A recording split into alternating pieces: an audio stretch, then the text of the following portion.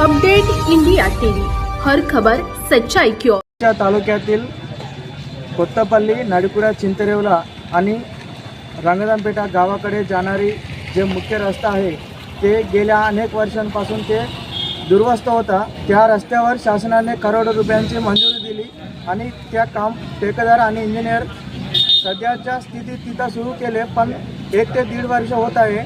त्या रस्त्याचे काम अर्धवट केले आणि पूर्ण करण्यात आली नाही आणि त्या गावातून सिरोंच्या मुख्यालयात येणारे जे नागरिक आणि विद्यार्थी त्यांना खूप त्रास होत आहे आणि त्या मार्गावरून येणारी वाहन त्या खड्ड्यात पडून अनेक अपघात देखील होत आहे।